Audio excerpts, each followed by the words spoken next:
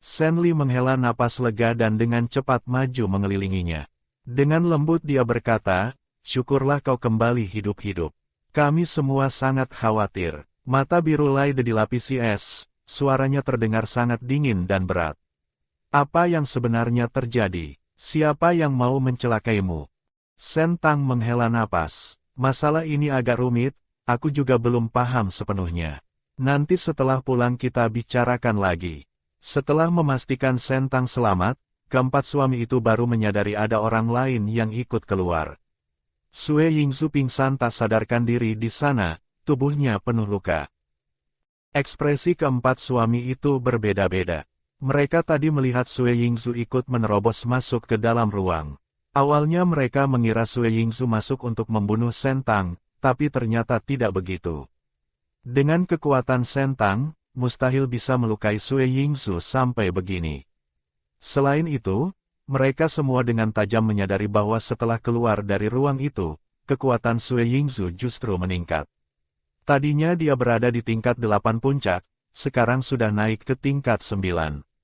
Ini benar-benar luar biasa. Lu Xiao melirik Sue Yingzu yang pingsan, matanya sedikit meredup, lalu menoleh ke Sentang. Dia mau diapakan? Perasaan Sentang rumit. Sue Yingzu terluka parah begini demi menyelamatkanku. Bawa dia pulang. Mendengar itu, Senli dan yang lain mengerti maksudnya. Dulu Sue Yingzu tidak menandatangani surat cerai. Secara hukum dia dan Sentang masih pasangan suami istri sah. Selama dia mau kembali, atau Sentang mengizinkannya kembali, dia bisa kembali ke keluarga kapan saja. Mereka tidak tahu apa yang terjadi di dalam ruang itu, tapi karena hari ini Sentang memilih menerimanya kembali, kemungkinan besar dia tidak akan mengusirnya lagi. Orang ini benar-benar beruntung, lolos dari maut malah sekalian naik tingkat. Xiao Jing maju dan memanggul Sue Yingzu di bahunya.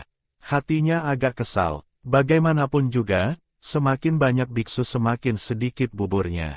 Dengan bertambahnya satu orang di rumah, jatah, makan daging dan minum sup, akan berkurang. Tapi, cemburu di antara suami adalah satu hal, di hadapan masalah besar mereka bisa membedakan mana yang penting. Hal terpenting di dunia ini adalah keselamatan istri. Keluarga butuh asisten jantan yang kuat untuk melindungi betina dengan lebih baik. Asalkan Sue Yingzu tidak lagi berniat mencelakai Sentang, mereka bersedia menerimanya kembali ke keluarga. Upacara pelantikan yang dinanti-nanti banyak orang dan disiapkan Sentang dengan cermat, rusak karena insiden kecil ini. Dalam sejarah kekaisaran belum pernah terjadi hal seperti ini. Di bawah panggung, berbagai media menyiarkan langsung kejadian ini. Rakyat kekaisaran yang menonton pun ramai berdiskusi. Ada orang yang memanfaatkan kesempatan ini untuk mengipasi api di internet. Apakah ini petunjuk dari Tuhan? Sentang memang tidak pantas. Seharusnya tidak perlu ada pelantikan ulang. Aku setuju. Dulu waktu Sentang jadi putri, dia membawa banyak bencana bagi kekaisaran. Sekarang dia mau naik tahta lagi malah terganggu upacaranya. Siapa tahu ini peringatan dari Tuhan. Aku usul batalkan hak pelantikan Sentang. Benar, batalkan. Kekaisaran hanya punya satu putri. Tuhan sudah membuka mata, Sentang tidak pantas. Laide melihat opini publik di internet yang berat sebelah, memaki dengan dingin. Sekumpulan orang bodoh. Jelas-jelas ada orang yang sengaja merusak upacara. Otak mereka isinya lemnya. Sentang juga mengerutkan kening. Di acara sepenting ini, yang berani menyentuhnya selain Senli, putri, sepertinya tidak ada orang lain.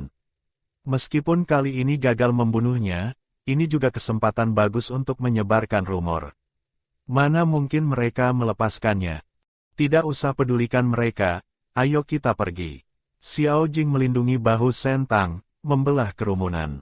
Lokasi pelantikan sudah kacau begini. Setelah mengalami syok dan membawa satu orang terluka, upacara pasti tidak bisa dilanjutkan. Segera meninggalkan lokasi adalah pilihan paling tepat. Tapi tak disangka, pintu gerbang aula dikepung rapat oleh pasukan militer. Mereka tidak bisa pergi. Laide menatap ke depan dengan wajah masam. Tuan, apa maksudnya ini? Kepala keluarga Lu, Lu Sheng berjalan perlahan dari tengah pasukan. Tatapan meremehkannya jatuh pada Sentang. Dia berkata datar, mohon Tuan Putri tetap di sini untuk bekerja sama dalam penyelidikan. Sentang berkata dengan suara berat, Tuan Lu, ini tidak terlihat seperti penyelidikan, lebih mirip menggunakan kekuasaan pribadi untuk menghukum.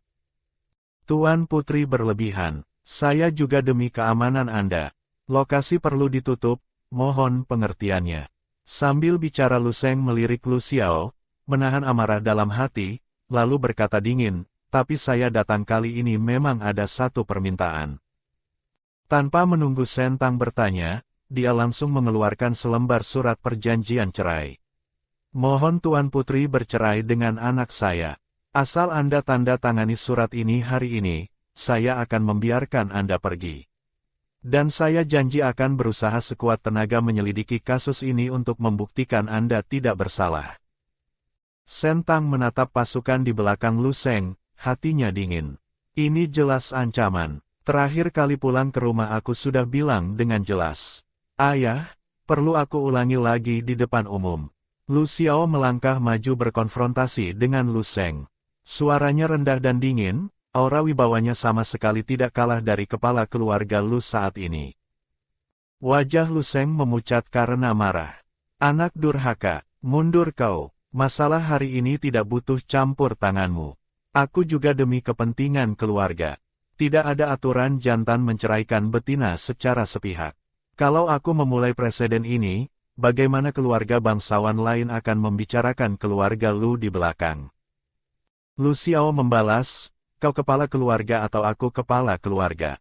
Aku perintahkan kau kembali. Hal lain belum giliranmu yang pikirkan. Semua orang di sana terguncang oleh adegan ini. Kepala keluarga Lu ternyata memimpin pasukan sendiri untuk mencegat orang. Dan tuan muda Lu yang digadang-gadang, ternyata berani melawan ayahnya demi Sentang. Drama abad ini macam apa ini? Banyak bangsawan yang hadir bisa melihat, meskipun Kaisar di permukaan memulihkan status Putri Sentang, tapi di hari besar ini dia tidak datang. Jelas dia tidak menganggap Sentang penting. Sentang hanya punya nama tanpa kuasa, sama sekali tidak pantas untuk Lu Xiao, apalagi didukung oleh keluarga mereka. Seharusnya dia segera memutuskan pertunangan dan menikahi Putri Sen Li yang memegang kekuasaan. Itu baru langkah cerdas. Tapi kenyataannya justru bertolak belakang dengan bayangan. Lu Xiao menatap lurus ke arah Lu Sheng yang berwajah pucat, berkata dengan tenang dan teratur. Ayah, keluarga Lu bukan tempat di mana kau bisa memutuskan segalanya sendiri. Ada aturan besi leluhur keluarga Lu, yaitu pewaris keluarga Lu punya hak memilih penguasa yang akan didukungnya. Jika ayah bersikeras melanggar aturan leluhur, aku berhak mengajukan keraguan pada kepemimpinan ayah. Suara rendahnya menyiratkan hawa dingin. Jika perlu, aku bisa melampaui wewenang untuk mengambil alih stempel keluarga. Kalimat ini membuat seluruh ruangan gempar. Tuan muda besar ini secara terang-terangan mau menggulingkan ayahnya dari tahta. Lu Sheng marah sampai napasnya sesak, dadanya naik turun hebat. Anak durhaka, aku mendidikmu bertahun-tahun, kau mau bikin ayahmu mati karena marah ya? Ekspresi Lu Xiao dingin dan datar, tidak mempedulikan omongan orang luar. Di depan semua orang, dia berbalik berjalan ke hadapan Sentang. Mengangkat tangan Sentang, dia membungkuk dan menciumnya. Hanya ciuman ringan, seperti capung menyentuh air. Tidak ada kata-kata manis, tidak mengandung hasrat atau cinta. Hanya kesetiaan seorang abdi kepada putrinya. Selesai mencium, dia melepaskan tangan dengan hormat. Mata tajamnya menyapu seluruh hadirin, suaranya tegas dan lantang. Upacara pelantikan sudah selesai. Sentang adalah putri kerajaan Yehui yang sah. Aku atas nama keturunan keluarga Lu bersumpah, akan berusaha sekuat tenaga mendukung tuan putri baru ini. Sumpah ini disiarkan langsung ke seluruh kekaisaran. Semua orang melihat proses pelantikan ini. Seluruh negeri terguncang, opini publik juga berbalik drastis, dari memusuhi menjadi mendukung. Paru-paru Sen Li putri, rasanya mau meledak. Xiao Jing dan yang lain mengkhianatinya masih bisa dia tolerir. Tapi Lu Xiao adalah pewaris keluarga Lu. Dia mewakili kepentingan klan Lu. Orang seperti dia setiap langkahnya penuh perhitungan untung rugi. Kenapa dia memilih si sampah itu? Wajah Sentang juga memerah dan jantungnya berdebar. Jelas-jelas itu hanya ciuman tangan yang sangat wajar, tapi membuat hatinya tidak tenang. Mungkin karena gerakan pria itu terlalu fokus, atau mungkin tatapannya terlalu teguh, atau mungkin karena janjinya menggetarkan hatinya, membuat dadanya terasa panas. Lu Xiao berbalik menatap Lu Sheng yang berwajah pucat, berkata datar. Ayah selalu mengutamakan keluarga, tapi memimpin pasukan memaksa putri kekaisaran di lokasi upacara, ini adalah tindakan sangat tidak hormat. Ayah mau menyeret keluarga Lu ke dalam masalah. Lu Sheng marah sampai menggigil. Situasi sudah begini, dia tidak bisa menghalangi lagi. Hanya bisa membawa pasukan mundur dulu. Setelah urusan di kota kerajaan selesai, Sentang dan rombongan meninggalkan lokasi upacara, naik pesawat untuk kembali. Namun saat mengatur tempat untuk Sue Yingzu yang pingsan, terjadi perbedaan pendapat. Pesawat hanya punya 5 kamar. Sebelumnya mereka sudah sepakat masing-masing menempati 1 kamar. Sekarang Sue Yingzu kembali, harus ada yang sekamar dengannya. Keempat pria ini sangat pilih-pilih, pasti tidak mau wilayahnya dimasuki pejantan lain. Sentang tidak ingin menyulitkan mereka. Setelah berpikir dia berkata, sudahlah, biarkan Sue Yingzu tidur di kamarku saja. Xiao Jing yang tadinya santai menonton, mendengar ini langsung waspada. Sikapnya berubah drastis, dengan rajin berkata, mana boleh betina malam-malam merawat orang sakit.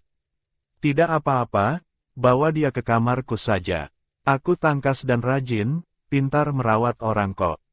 Laide juga mencium bau tidak beres, dengan langkah bermurah hati.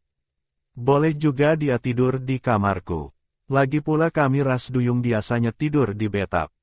Lu Xiao menatap mereka berdua dengan penuh pemikiran, mengerutkan kening berkata, aku di kokpit, kamarku bisa diberikan padanya. Mata rubah Shen Li yang genit menatap Sentang, ekornya bergoyang, dengan tersenyum mengusulkan, biarkan pasien tidur sendiri di 1 kamar. Xiao Tang bisa tidur 1 selimut denganku malam ini. Kalimat ini membuat 3 suami lainnya serempak menatap Shen Li yang tersenyum lebar.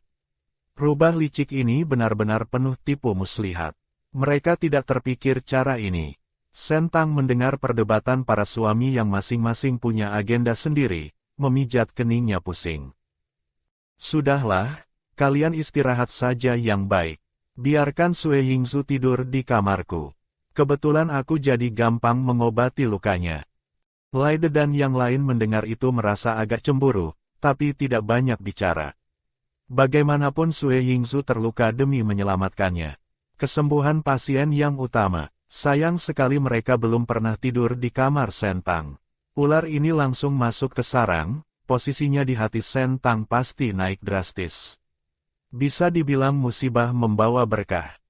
Selanjutnya Xiao Jing memanggul Sue Yingzu dan melemparnya ke kasur. Hei, kau pelan sedikit dong. Sentang melihatnya dengan jantung mau copot. Sue Yingzu sudah luka parah, takutnya lemparan Xiao Jing malah menambah cedera lain.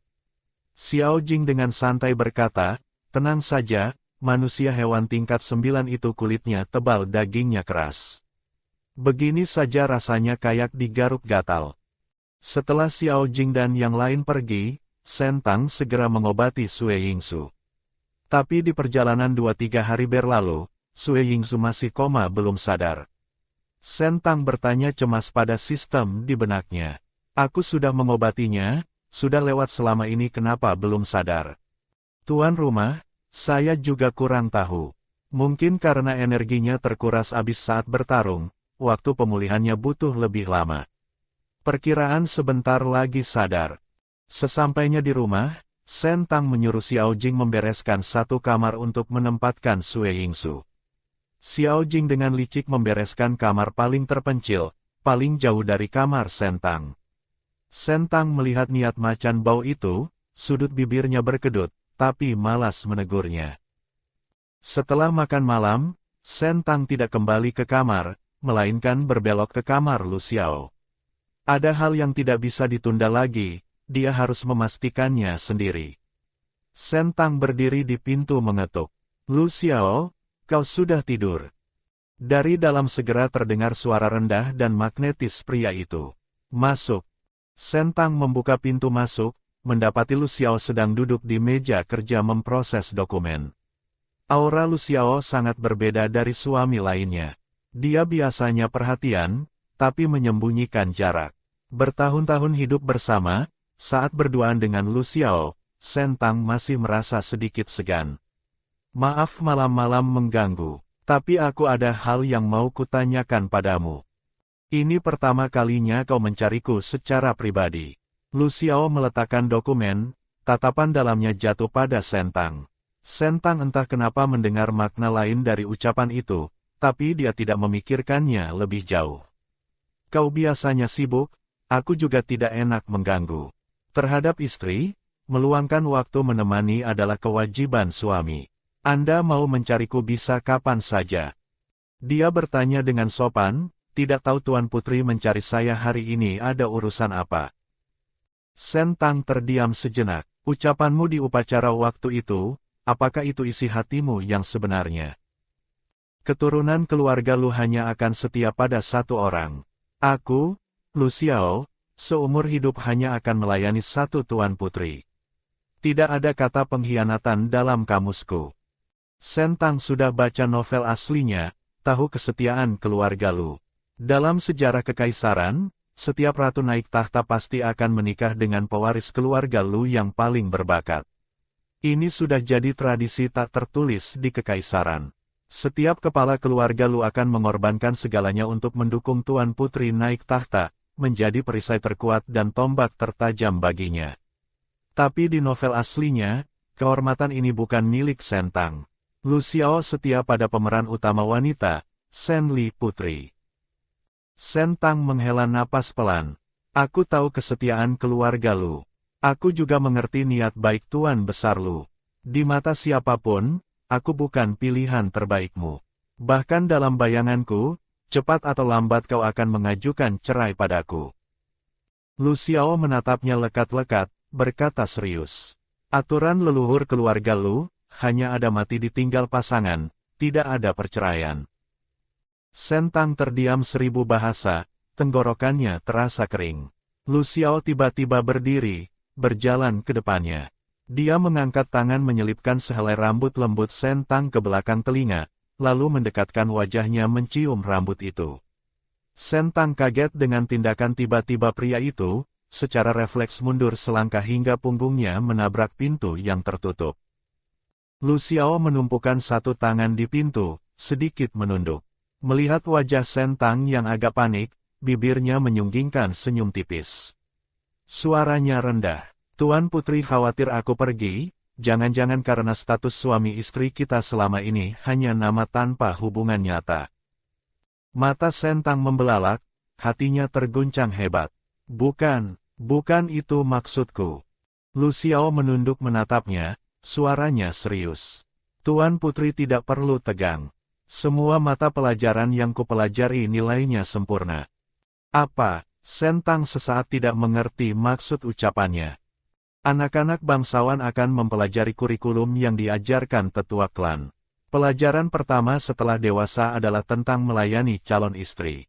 Aku sudah tahu sejak awal aku akan menikah dengan pewaris masa depan kekaisaran, jadi tidak boleh lalai.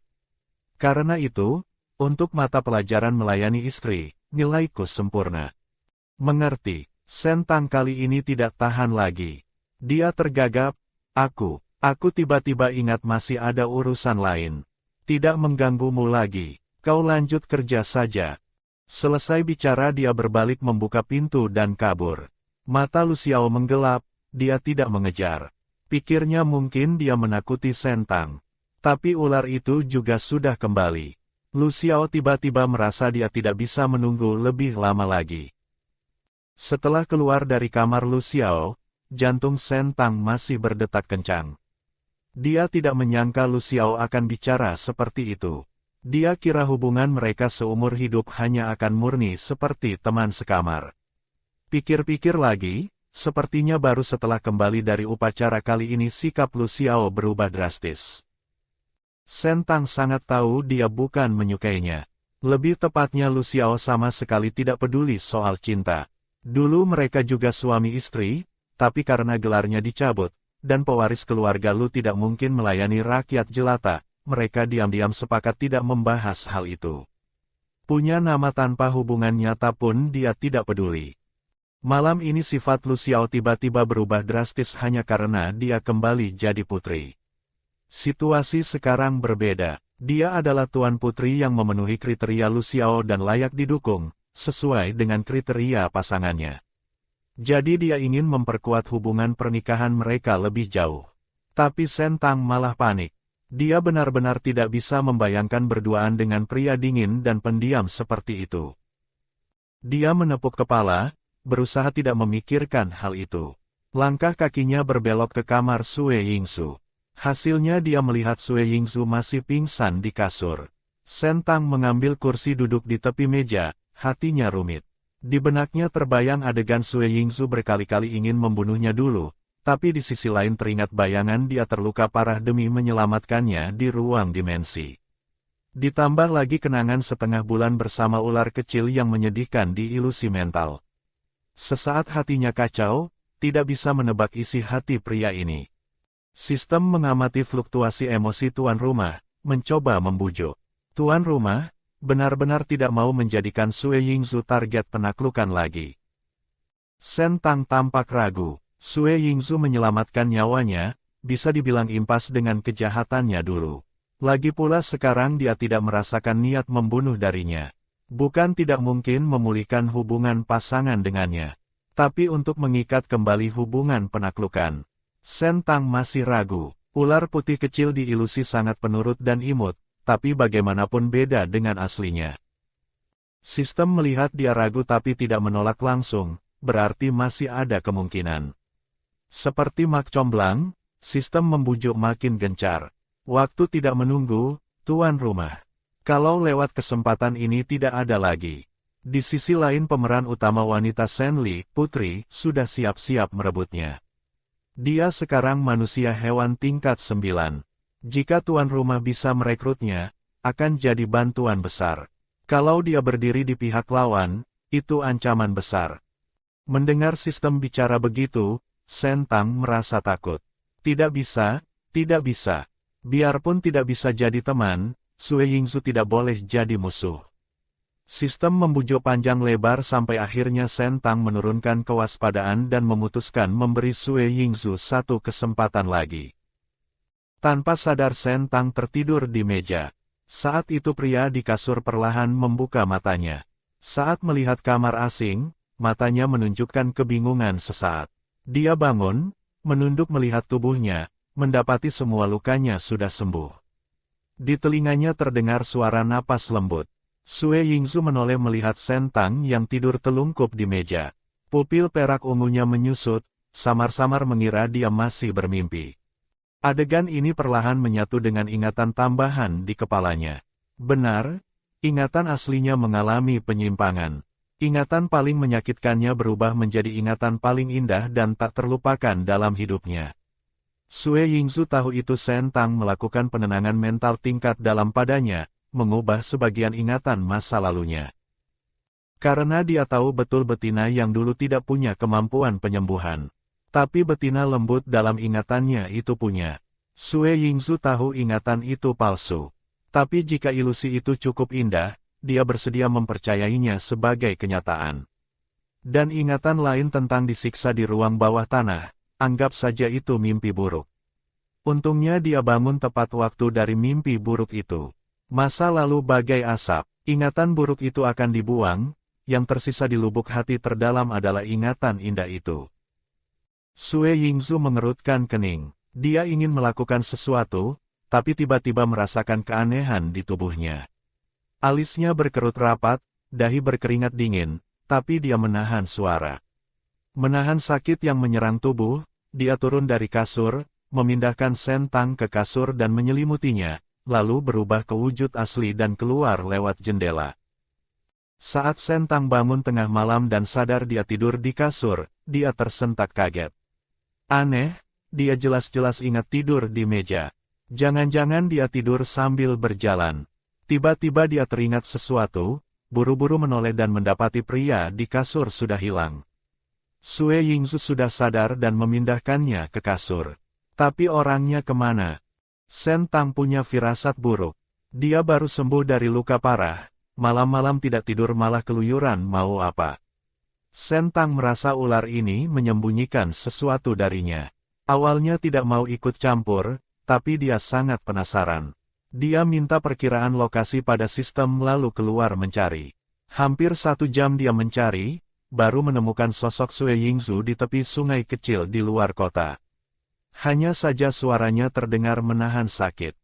Sentang buru-buru bertanya pada sistem. Dia kenapa? Tuan rumah, Sue Yingzu baru saja menembus tingkat 9, kekuatannya meningkat pesat. Sekarang sepertinya dia sedang ganti kulit. Sentang ragu sejenak tapi akhirnya mendekat. Saat itu pria berambut perak yang bersembunyi di bayangan mendengar langkah kaki Sentang, menoleh dan bertanya dengan suara serak berbahaya. Siapa? Saat itu Sentang melihat sepasang mata merah penuh urat darah yang berbahaya.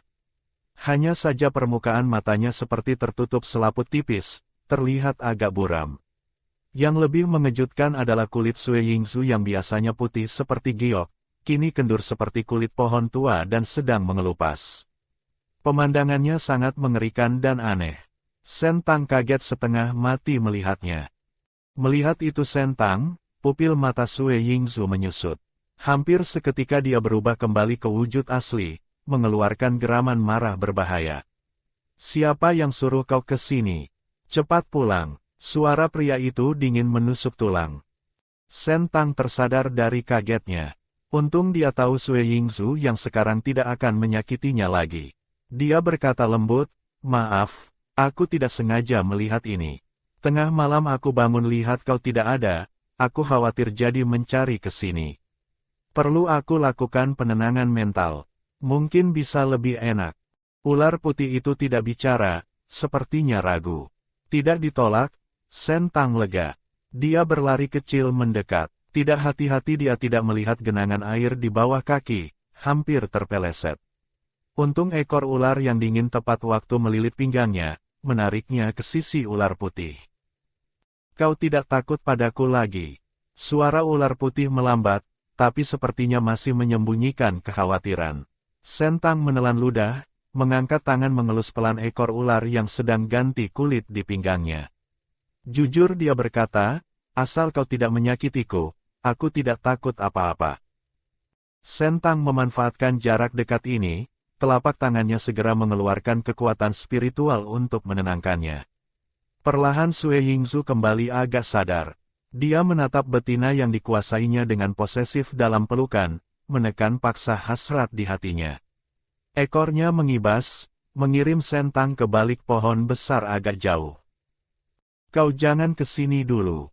Sue Yingzu berbisik. Menunggu saat terakhir pergantian kulit, dia akan tak terkendali berubah-ubah antara wujud asli dan manusia. Wujud manusianya akan sangat jelek. Dia tidak ingin Sentang melihat kejelekan itu. Sentang tidak memaksakan diri mendekat.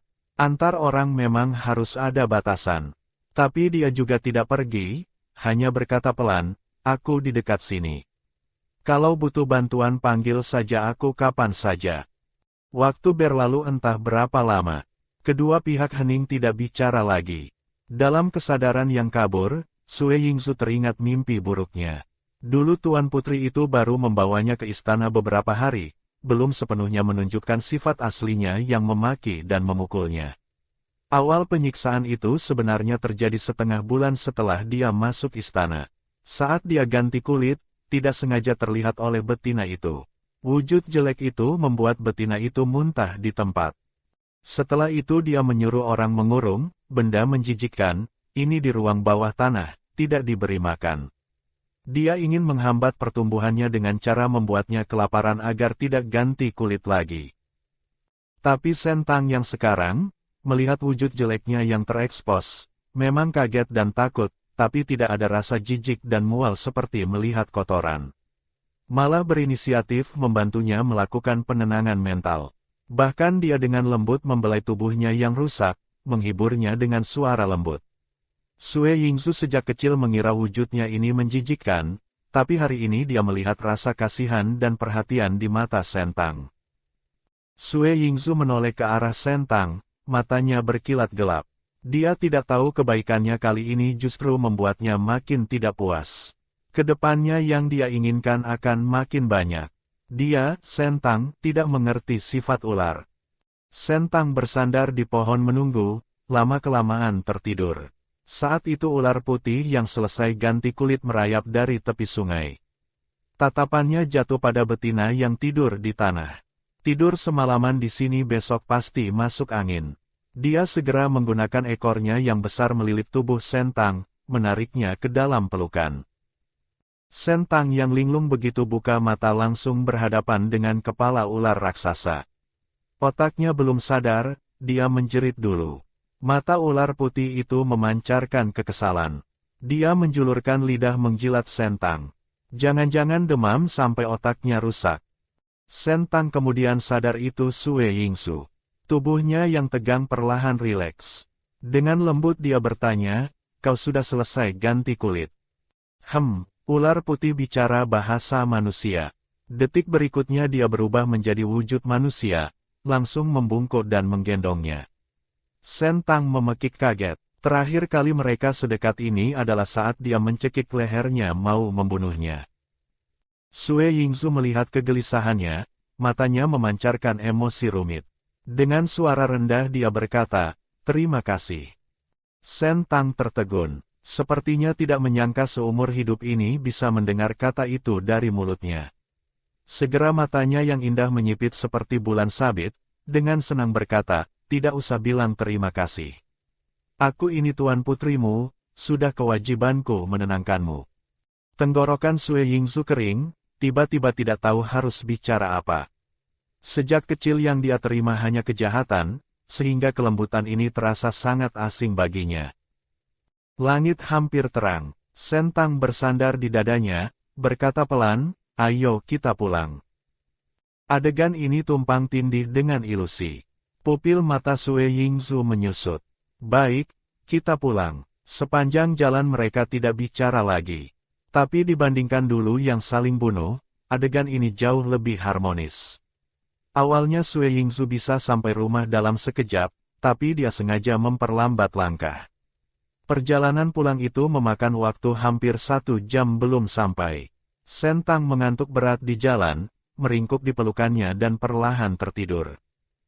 Sue Yingzu menunduk menatap betina yang tidur di pelukannya. Mata Phoenix-nya yang dingin dan datar memancarkan kelembutan. Tapi teringat di rumah masih ada pengganggu lain, kelembutan di mata Sue Yingzu seketika hilang. Dulu dia tidak pernah peduli hal ini, tapi sekarang suasana hatinya berubah. Sesampainya di villa, Sue Yingzu membangunkan Sentang. "Sudah sampai, tidurlah di kamar." Sentang bangun dan turun dari gendongan Sue Yingzu. Tiba-tiba teringat sesuatu, dia buru-buru berkata lagi, "Aku ada satu hal lagi mau minta tolong." "Apa?" Sentang agak malu berkata, "Bisakah kau berikan aku 1 set kulit ular lagi?" Sentang tahu kulit ular adalah benda sangat pribadi bagi ras ular, tidak akan sembarangan diberikan ke orang luar. Terakhir kali dia mencuri kulit Sue Yingzu. Tapi hanya jika Sue Yingzu rela memberikan kulitnya, itu baru membuktikan dia benar-benar menganggapnya tuan putrinya dan tidak akan menyakitinya selamanya. Kalau tidak, hati Sentang selalu was-was. Sue Yingzu menatapnya lekat-lekat. Cukup lama baru dia berkata rendah, "Kau benar-benar mau. Kau mau." Ekspresi Sue Yingzu datar, tidak terbaca emosinya. Dia tidak bilang kasih atau tidak, hanya menatapnya dalam lalu berbalik pergi dengan langkah lebar.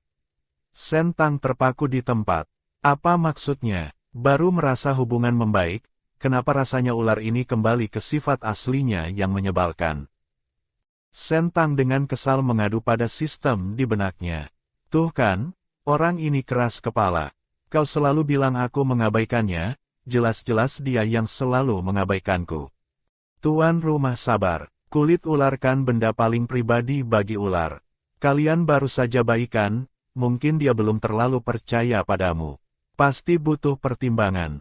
Saat itu sudah jam 3 sampai 4 pagi. Sentang malas memikirkannya lagi, kembali ke kamar tidur. Saat dia bangun lagi dan mau turun cari makan, Sue Yingzu mengetuk pintunya.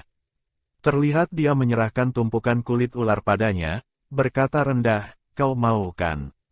Aku sudah buatkan, begini pakainya lebih nyaman." Sentang kaget menerimanya, baru sadar kulit ular itu sudah dibuat menjadi model pakaian dalam. Ternyata subuh tadi dia pergi tanpa pamit untuk membuat baju. Jangan-jangan dia tidak tidur semalaman. Sentang tersadar, meraba kulit ular yang tipis dan lembut di tangannya dengan gembira.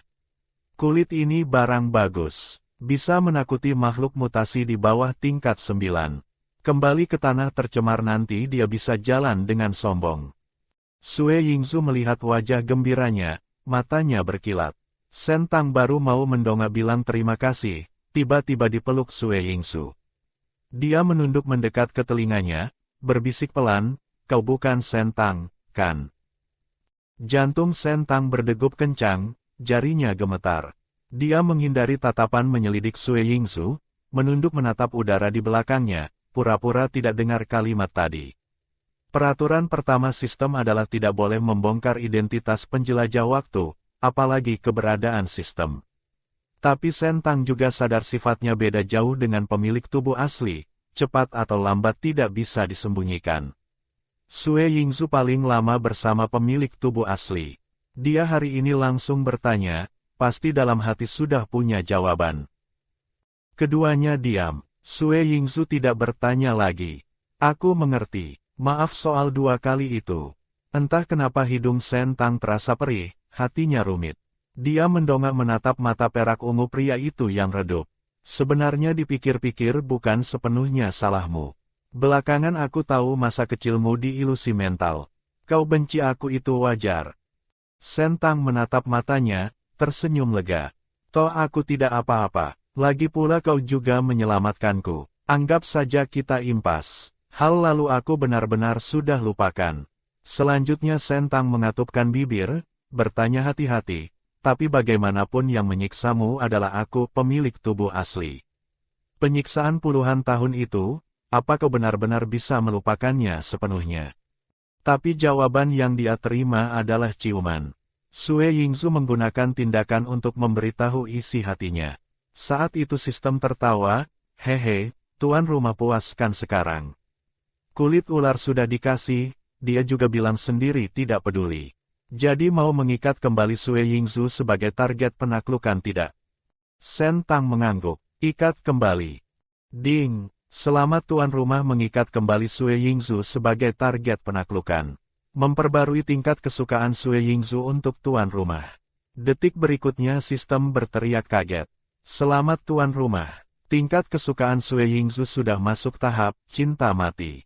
Tuan rumah hebat, ternyata ini taktik tarik ulurmu ya.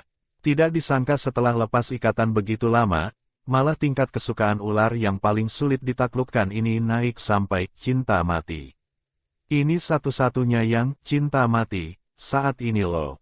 Kalau tuan rumah tidak cepat-cepat melepasnya, siapa tahu kalian sekarang belum ada percikan asmara. Sentang kaget. Tidak disangka sekali cerai malah secara tidak sengaja menaikkan kesukaan Sue Yingzu sampai cinta mati. Selamat tuan rumah berhasil menaikkan kesukaan Sue Yingzu sampai cinta mati. Sekarang memberikan hadiah kompensasi sebelumnya. Ding, kesukaan Sue Yingzu mencapai, suka, hadiah, resep beton cepat kering kekuatan tinggi. Ding, kesukaan Sue Yingzu mencapai, menyukai, hadiah, 1 paket besar sumber daya. Ding, kesukaan Sue Yingzu mencapai, cinta mati, hadiah, gambar rancangan tembok kota. Rentetan hadiah ini membuat Sentang pusing. Sue Yingzu melihatnya melamun memegang kulit ular, entah memikirkan apa. Jakunnya bergerak, dia berinisiatif mengingatkan, "Kau tidak mau coba pakai sekarang? Lihat pas tidak." Sue Yingzu menatapnya lekat-lekat, tidak ada niat pergi. Wajah kecil Sentang memerah. Kulit ular ini tipis seperti sayap jangkrik, agak transparan. Dipakai sebagai dalaman di balik baju luar sih tidak masalah. Tapi dipakai untuk dilihat orang lain rasanya agak aneh. Dia batuk kecil, nanti malam aku coba. Namun Sue Yingzu sepertinya tidak mengerti maksud tersiratnya. Wajahnya dingin, sikapnya tegas. Aku pertama kali buat baju untuk orang, tidak ukur dulu ukuranmu. Kalau ada yang tidak pas bisa diperbaiki lebih awal. Cepat pakai biar kulihat. Kalimat ini menutup jalan penolakan Sentang, tidak memberinya celah. Saat Sentang bingung harus bagaimana, pintu diketuk dari luar. Xiao Tang, kau masih tidur. Cepat turun makan. Kelembutan di mata Sue Yingzu seketika hilang, menatap dingin ke arah pintu. Sentang menghela napas lega. Untung Sen Li datang. Sen Li melihat tidak ada pergerakan di dalam, memutar gagang pintu dan melangkah masuk. Saat melihat dua orang berpelukan erat di dalam, langkahnya terhenti. Matanya berkilat dingin. Buru-buru dia mengendus udara. Untung tidak ada bau aneh di udara.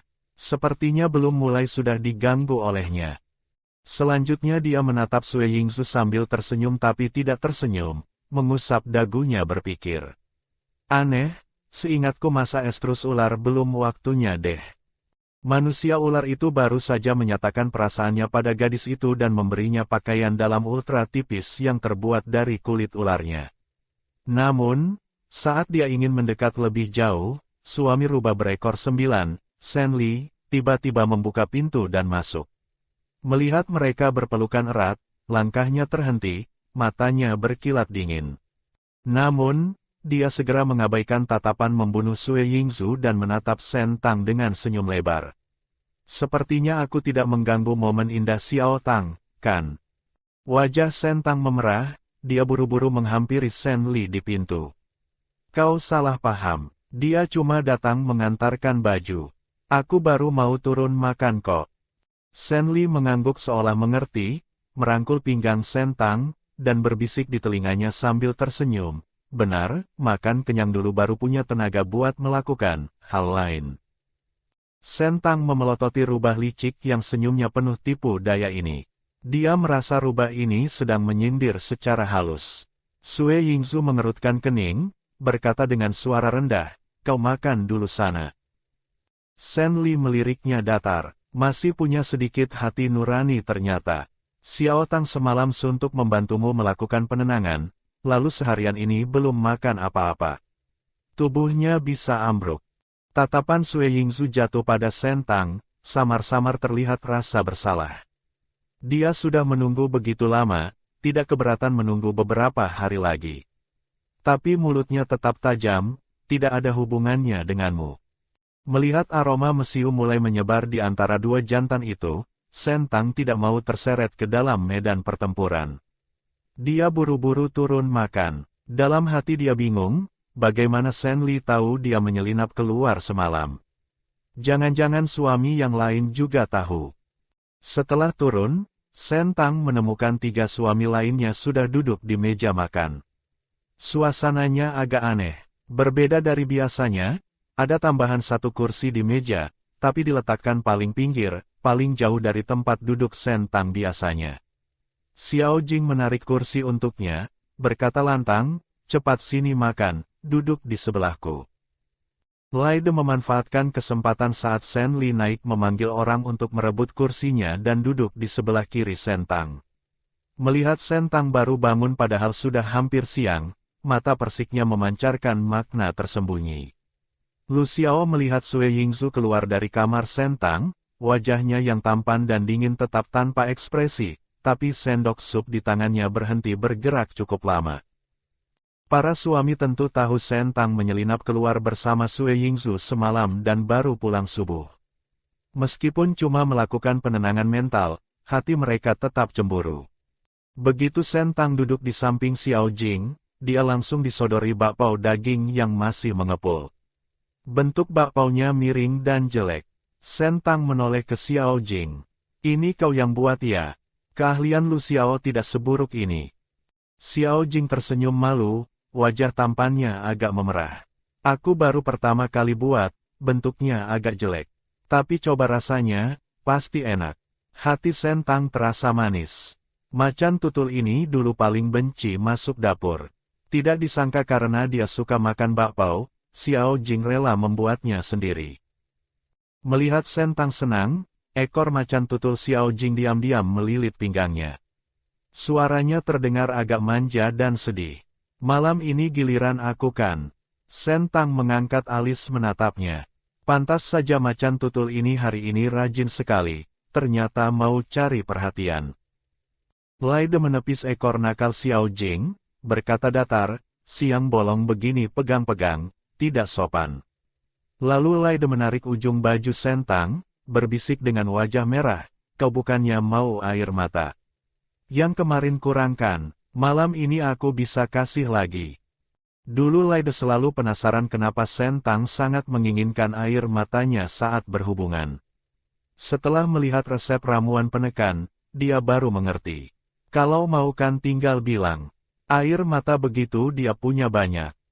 Saat itu Sen Li turun dari atas. Melihat kursinya diambil Laide, alisnya bergerak sedikit tapi malas berdebat. Dia melihat meja makan yang penuh cemburu itu dengan tatapan geli. Mata rubahnya yang genit menatap lurus ke Sentang. Omong-omong, kakak Li, dirinya sendiri, belakangan ini juga sangat merindukan Xiao Tanglo. Sentang dengan wajah merah memelototi rubah licik itu. Dia ikut-ikutan apa sih? Awalnya tingkat kesukaannya naik paling cepat, belakangan naiknya lambat sekali. Jangan pikir dia tidak tahu, Sen Li ini sebenarnya belum memberikan hatinya yang tulus. Sue Yingzu turun, menyapu pandangan ke sekeliling, baru melihat kursinya di paling pinggir. Wajahnya sedikit muram, tanpa bicara dia duduk, lalu langsung mengeluarkan ekor ularnya dan menarik Sentang beserta kursinya ke sisinya. Tindakan ini seketika meledakkan suasana. Hati suami lain rasanya seperti ketumpahan cuka sebotol. Tidak disangka, ular yang dulu paling anti cemburu ini, di hari pertama kembalinya langsung menabuh genderang perang. Melihat suasana menegang dan siap meledak kapan saja, kepala Sentang pening. Dia buru-buru berseru, makan dulu, makan dulu. Siapa yang berani main tangan, malam ini tidur di jalanan. Kalimat ini seketika memadamkan api. Xiao Jing dengan kesal menggigit bakpao dagingnya dengan ganas. Dia ingin merebut Sentang kembali dari Sue Yingzu, tapi sayangnya dia tidak bisa menang, malah bakal dihajar lagi. Wajah tiga suami lainnya juga tidak enak. Dulu Sue Yingzu tidak pernah ikut campur urusan rumah tangga, lebih mirip pengawal bayangan yang menyendiri. Tapi sekarang beda, dengan kekuatan tingkat 9 yang luar biasa itu, kalau Sue Yingzu mau merebut, yang lain mungkin tidak kebagian kuah. Yang paling cemas tak lain adalah Laide. Pangeran laut yang mulia dan dimanja sejak kecil ini adalah satu-satunya suami yang kekuatannya masih di tingkat 6. Laide sadar dia tidak bisa santai lagi. Kalau tidak, bisa-bisa tidak ada tempat untuk mangkuk dan sumpitnya di meja ini. Dalam sekejap, ekspresi para suami berubah-ubah dengan berbagai pikiran. Sentang tidak tahu apa yang mereka pikirkan, dia sedang asyik makan kue sus. Lu Xiao menoleh menatap Sentang di sebelahnya, bibirnya menyunggingkan senyum tipis. Biasanya dia juga termasuk orang pinggiran di meja makan. Sekarang tarikan Sue Yingzu ini justru membuat Sentang jadi dekat dengannya juga. Lu Xiao berdiri mengambilkan semangkuk susu kedelai untuk Sentang. Ini susu kedelai yang kau sebut waktu itu. Kemarin aku giling pakai kedelai hasil panen di ladang. Tidak tahu apakah rasanya sesuai yang kau mau. Sentang melihat susu kedelai putih kental di mangkuk dengan gembira. Dia cuma asal ngomong beberapa hari lalu, tidak disangka Lu Xiao mengingatnya. Dia segera mencicipinya. Rasa kedelainya kental, sempurna.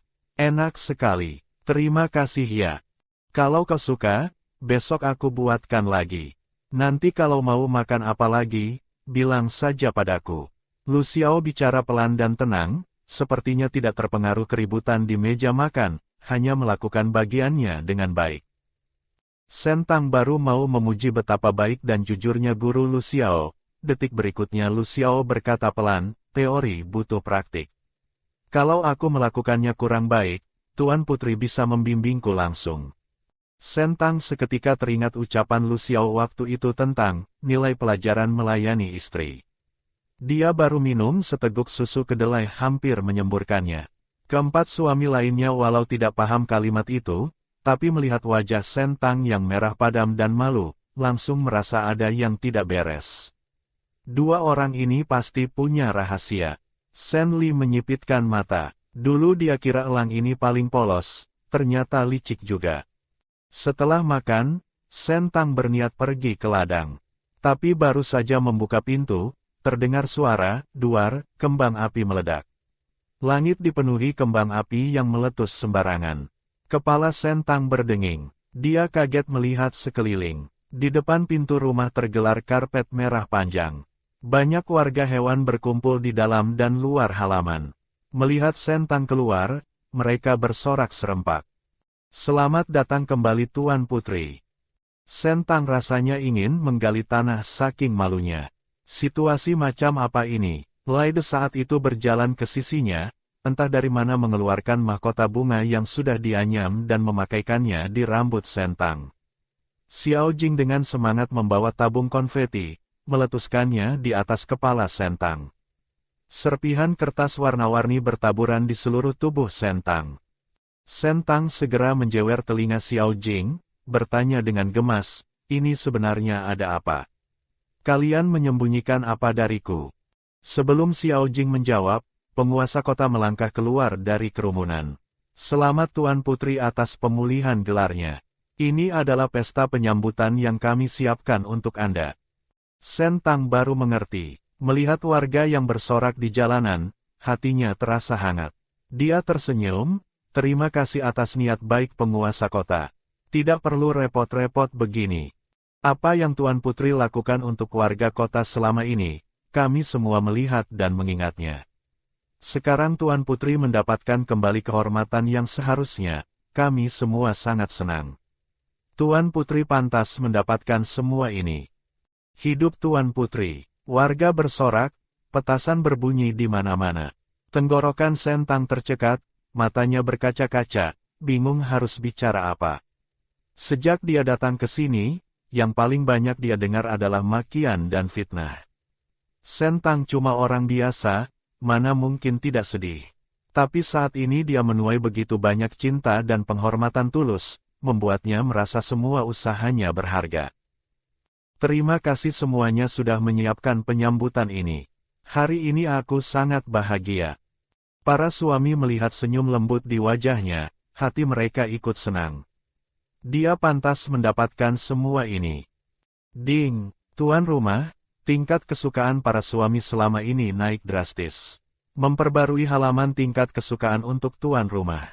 Sue Yingsu, cinta mati, 20. Xiao Jing, suka, 99. Laide, suka, 80. Sen Li, suka, 40. Lu Xiao, suka, 80. Sentang mengangguk puas. Kurang lebih sesuai perasaannya. Tapi kenapa ada satu yang nyangkut di angka 99? Tidak naik tidak turun. Sentang melirik Xiao Jing yang sedang cengar-cengir. Xiao Jing dengan tajam menyadari Sentang melihatnya, langsung mendongak. Pandangan mereka bertemu, bibirnya menyunggingkan senyum penuh arti. Elang ini, senyumnya kok licik sekali. Oh ya, saya datang hari ini ada satu hal lagi yang mau dibicarakan dengan Tuan Putri. Tuan Putri sekarang adalah putri kekaisaran yang sah, seharusnya punya wilayah kekuasaan. Saya memohon Tuan Putri menjadikan kota hijau sebagai wilayah kekuasaan. Penguasa kota bicara dengan hati berdebar. Dia bisa melihat potensi Sentang tidak kalah dari Putri Sen Li, putri, dalam rumor. Dia yakin di bawah pimpinan Sentang, kota hijau akan bangkit. Cuma takut Sentang merasa kota ini tua, rusak, dan terpencil, jadi tidak mau menerimanya. Tapi Sentang justru berpikir sumber daya kota hijau memang tidak terlalu bagus, tapi sangat cocok untuk membangun sektor pertanian. Jadi dia langsung menyetujui permintaan itu. Penguasa kota girang bukan main, mengira sedang mimpi. Segera dia memimpin rakyat menyatakan tunduk pada Tuan Putri. Ding, selamat tuan rumah berhasil menaklukkan Kota Hijau. Informasi dasar kota diperbarui. Kota Hijau, tipe pertanian. Total penduduk, 50.000. Penguasa kota, CY. Dukungan rakyat, 70. Keamanan, 60. Kemakmuran, 30%. Militer, belum dibentuk. Sentang merasa sistem tuan tanah ini memang bagus. Akan jadi senjata andalannya melawan Senli Putri. Oh ya Tuan Putri, saya masih bingung satu hal. Di siaran langsung, kenapa Anda tiba-tiba menghilang dari lokasi pelantikan? Pertanyaan ini seketika mengubah suasana. Teringat pengalaman nyaris mati dibunuh waktu itu, senyum Sentang membeku. Sue Yingzu melihat wajahnya memucat, mengerutkan kening dan berbisik, pembunuh itu dikirim oleh Senli. Di ruang rahasia kediaman putri, aku lihat sendiri dia bersekongkol dengan manusia hewan itu merencanakan pembunuhan ini. Benar dugaan Sentang, pemeran utama wanita anjing itu biang keroknya. Sentang tahu Senli ingin membunuhnya, tapi dia tidak menyangka Senli bisa mendapatkan pembunuh tingkat 9. Di seluruh kekaisaran, manusia hewan tingkat 9 bisa dihitung jari. Belum lagi yang punya kekuatan ruang misterius itu. Di seluruh kekaisaran Yehui, Sentang tidak bisa menemukan tersangka yang cocok. Mungkinkah manusia hewan dari kekaisaran lain? Mendengar ini, penguasa kota dan yang lain kaget dan marah. Ternyata Senli itu luarnya saja emas dalamnya busuk, hatinya sempit dan jahat. Dibandingkan dia, rakyat makin merasa mereka mengikuti pemimpin yang benar. Ding! Selamat tuan rumah, dukungan rakyat Kota Hijau tambah 30. Xiao Jing dan yang lain makin membenci Senli. Munafik sih biarkan saja, tapi berkali-kali mau membunuh Sentang, rasanya ingin segera menyingkirkannya. Mata Sue Yingzu berkilat niat membunuh, berbalik hendak pergi. Aku pergi bunuh dia. Tunggu, jangan gegabah. Sentang buru-buru memanggilnya. Sentang tahu Senli punya sistem, dan pembunuh tingkat 9 itu identitasnya belum jelas. Entah berapa banyak kartu as yang disembunyikannya. Mau menjatuhkan Senli butuh rencana matang. Senli, suami, membuang senyum main-mainnya. Dengan wajah serius yang langka berkata, Xiao Tang, kita tidak bisa pasif menunggu lagi. Harus inisiatif menyerang. Tuan rumah, kita memang harus inisiatif. Jangan lupa misi utama adalah mendapatkan kualifikasi pewaris kekaisaran. Kualifikasi itu tidak akan datang sendiri, harus diperjuangkan. Hati Sentang dingin. Dua orang tua di kekaisaran itu sangat menyayangi putri kandung mereka, pasti tidak rela menyerahkan kekuasaan pada anak angkat sepertinya. Tapi dukungan rakyat tidak bisa dikendalikan. Kalau ingin mendapatkan lebih banyak dukungan, Sentang tidak boleh menyembunyikan kemampuan lagi. Harus menunjukkan daya saing yang lebih kuat dari Senli. Sentang menyuruh orang menyebarkan berita bahwa kekuatan spiritualnya sudah pulih dan dia membangkitkan kekuatan elemen tanah. Beberapa hari kemudian, sebuah video meledak di internet. Video itu menunjukkan seorang manusia hewan yang sedang berburu tiba-tiba mengalami kegilaan mental. Sentang turun tangan menggunakan kekuatan spiritual menenangkan kegilaan itu. Hanya dalam beberapa detik, manusia hewan itu sadar kembali. Komentar di bawah video meledak. Kekuatan spiritual tingkat ini setidaknya S-kelas. Tapi bukannya Sentang itu sampah yang kehilangan kekuatan spiritual. Jangan-jangan kekuatannya sudah pulih. Disusul video lain yang juga meledak. Sentang menggunakan elemen tanah membantu manusia hewan membangun rumah. Sentang tidak hanya pulih kekuatan spiritualnya, tapi juga membangkitkan kekuatan kedua. Bagaimana mungkin? Dalam sejarah kekaisaran belum pernah ada yang seperti ini. Adapun kekuatan penyembuhan, itu kartu asnya. Takut terlalu menonjol malah bahaya, Sentang sementara tidak menyebarkannya. Senli Putri mendengar kabar ini. Tangannya gemetar tak terkendali. Dia jelas-jelas sudah memindahkan pohon spiritual pelacur itu ke dalam alam sadarnya sendiri. Kekuatan spiritual Sentang harusnya sudah kering dan mati. Sistem, Apa yang sebenarnya terjadi? Bukannya kau bilang kekuatan spiritual pelacur itu mustahil pulih? Namun yang menjawabnya hanya suara listrik, bes. Maaf, sistem sedang dalam peningkatan, sementara tidak bisa menjawab perintah tuan rumah. Senli memaki, barang tidak berguna. Seiring berita makin panas, rakyat kekaisaran kembali heboh berdiskusi. Secara logika, pewaris masa depan harusnya Senli. Tapi sekarang muncul Sentang di tengah jalan. Sebagian besar rakyat mulai mendiskusikan apakah perlu menentukan ulang kandidat pewaris.